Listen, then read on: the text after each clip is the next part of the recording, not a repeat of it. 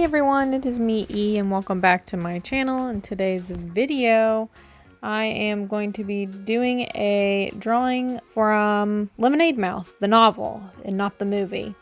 So I wanted to read 8 books this year, and I decided the first one I would read would be Lemonade Mouth because last year I did that Disney Channel original movie review series, and I mentioned in that series that Lemonade Mouth was one of my favorite Disney Channel original movies, and so I thought, hey, I like this movie a lot. I should probably read the book it's based on. And obviously, they're very similar stories because, the movie's based off the book, but there are also a lot of differences. The book is a lot more mature, I guess you would say. Maybe suggestive would be a better word. I mean, it's not like raunchy, but, obviously the Disney Channel movie is kind of cleaned up and made more like family friendly, as in like elementary school friendly, whereas the book is definitely more targeted towards like 13 and up. But that doesn't really impact it too much. Other changes are that like the kids' ethnicities even, in the movie, Stella seems to be half Japanese or something, and Charlie is Hispanic.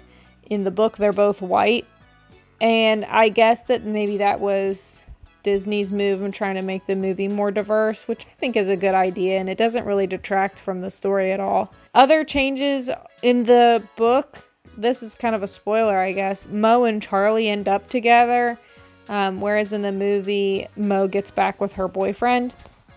Honestly, I don't really prefer one way over the other. I don't really ship Charlie and Mo that much, but I also really don't ship Mo with Scott, her boyfriend, either.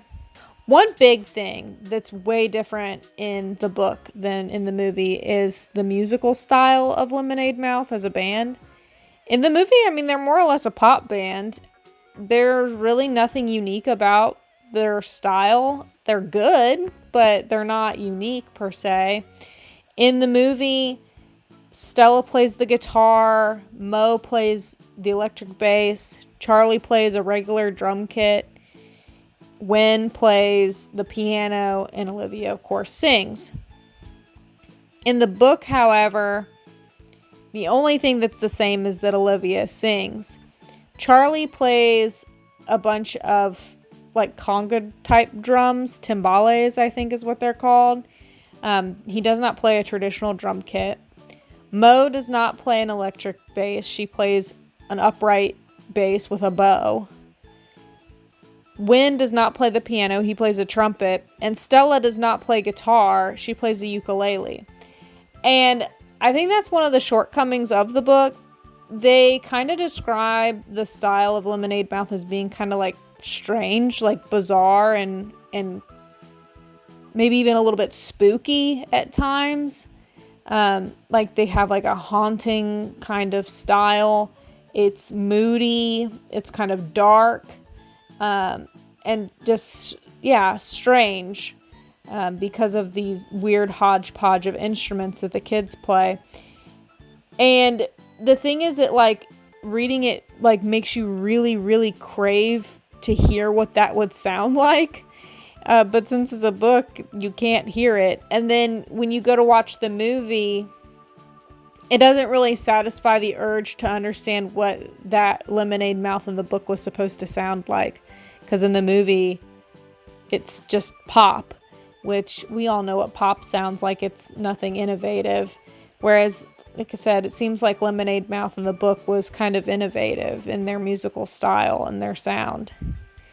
That's a little bit disappointing. One huge difference, of course, in the book is the appearance of the characters.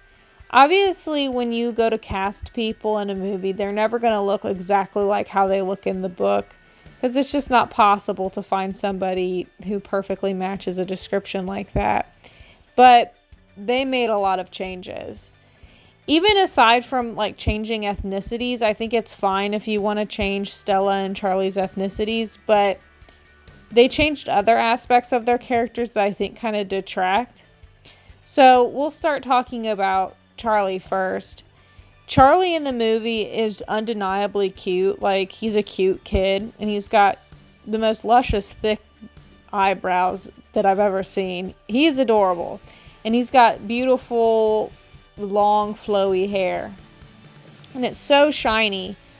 But Charlie in the book is described, he's not described as being ugly or anything, but he's described as looking sloppy, like his clothes are like never ironed and maybe have stains on them. Seemingly he gets dressed in a hurry.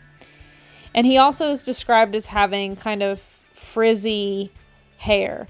So his hair is kind of long like it is in the movie, but it's not sleek and beautiful. It's messy.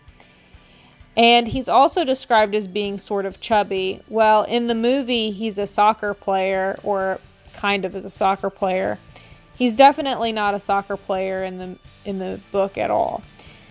The similarity with Charlie in the book and Charlie in the movie is they both kind of have brother issues. But in the movie, Charlie's brother issue is that he has kind of an overachieving older brother that he feels like he can't live up to. But Charlie in the book does not have that. He has a twin brother who died before birth. And so he kind of has this issue where he imagines that his brother would have done more with his life if he had been the one to live. And it's just a mental thing that he's got himself into. And so, yeah, Charlie's kind of backstory is really different. Next, we'll talk about Stella. Stella probably has some of the biggest changes. I don't mind that they made her Asian. It doesn't really matter. But it takes away, I guess, from the fact that in the book she's described as being like 6'2". She's giant. And that makes her intimidating to her peers at school. And she also is described as having a green buzz cut. I really wish that they had given Stella in the movie a green buzz cut. That would have been so cool. I think that Stella's hair in the movie is kind of intrinsic and like mystical to look at. I don't know what that style is that she has in the movie, but it is kind of cool in a weird way. But I don't think it's quite as cool as a green buzz cut. Another character that, is different is Win. It's not too terribly different. I feel like the vibe of Win in the movie pretty well matches the vibe of Win in the book. He is a wannabe, I guess would be a good way of putting it. In the book, Win is really obsessed with being popular. That's really what he wants. But he basically immediately ruins his chances of that by having a really embarrassing first day, basically, in class. He has the same sort of situation like he does in the movie where his school project, his presentation gets mixed up with his dad's girlfriend's art portfolio, but the result in the book is a lot more embarrassing than it is in the movie. But he's described in the book as having blonde hair, which kind of hangs down in his eyes, and having thick rimmed black glasses, and those are probably the only two real differences. Otherwise, like I said, they have very similar vibes in both the book and the movie. And I think that his story is basically exactly the same in the book as it is in the movie. He's got issues because his dad is dating a younger woman. In the book, part of the problem is that he's like sexually attracted to his dad's girlfriend and it makes him uncomfortable. And that's really not in the movie at all. But yeah, that's definitely an undercurrent in the book. The next character we'll discuss is Olivia. One big change from the book to the movie is in the movie she's like kind of ashamed of her dad almost, and like holds back the information that her dad is in prison, and like we don't find it until pretty far into the movie. But in the book we learn it pretty quickly. She's not really ashamed of her dad. She writes to him all the time and loves him and visits him all the time. So like she's close with her dad even though her dad is in jail. And in the book she actually takes her friends to go meet her dad in prison. So the other kids in Lemonade Mouth get to meet her dad and connect with him, I guess, in that way. So that's a huge difference. But Olivia in the book is described as being large and overweight. And she also is being described as having kind of like greasy, dirty looking hair. Like she doesn't take care of her hair very well. And it's like mousy in color. So I'm imagining kind of like a soft brown kind of color. And yeah, she's also described as having acne. Overall, the vibe you get in the book is that like she is not conventionally attractive at all. And nobody would think so. And at best, she's ignored, and more typically, she's maybe looked down upon.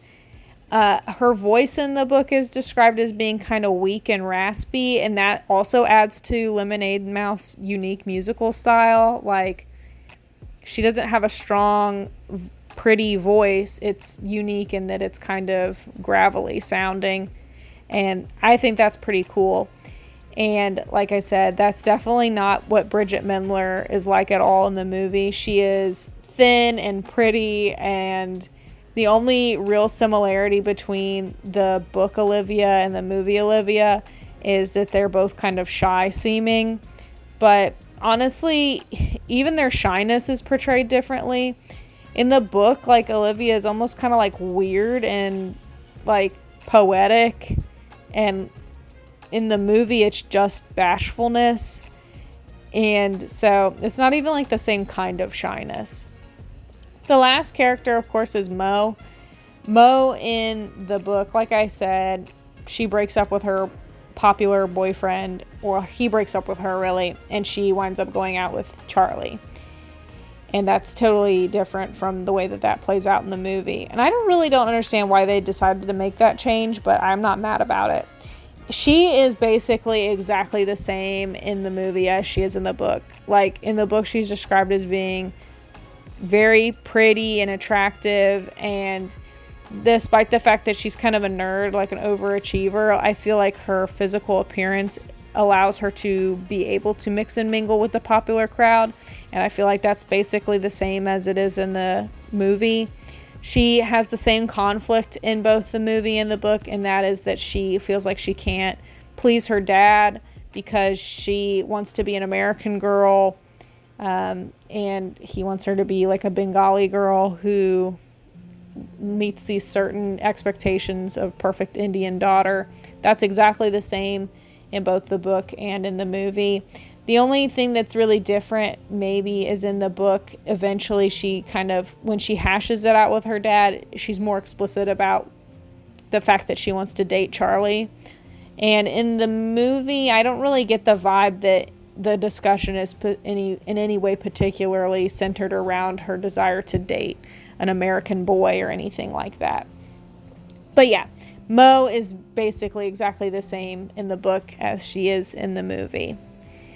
Overall, I would say that the movie is better, and the only reason I say that is because in the movie we actually have the benefit of listening to what the songs sound like. I think that just based on description, in real life I would probably be more interested in the music that the novel Lemonade Mouth would make versus the movie Lemonade Mouth, but we'll never know because that music doesn't exist in real life. It only, I guess, exists in the mind of the author, Mark Peter Hughes, who wrote the book, who he himself is kind of a musician, so I'm sure in his mind he kind of wrote the songs and could sing them himself, but we don't know what those songs sound like. But that's my, I guess, it's not a review. I mean, I guess if you want it to be a review, I'd say I liked the book, and I'm probably going to read the sequel. But yeah, that's my overview of the differences between the Lemonade Mouth book and movie. And if you haven't seen the movie, I would highly recommend watching it because, like I said, it's one of the best Disney Channel original movies there are. I mean, to me, it is probably, like, it's objectively the best Disney Channel original movie. I just personally prefer Zombies over Lemonade Mouth, but I made my husband watch Lemonade Mouth with me, and he sat through it without complaint. So anyway, I hope you like the drawing that I did of the way that the characters appear in the book, and I hope it's obvious from the way I described it who is who. And I think that the drawing turned out really cool, and I feel like I really captured each of the characters' personalities. But let me know what you think in the comments down below, and I will see you all in my next video. Bye!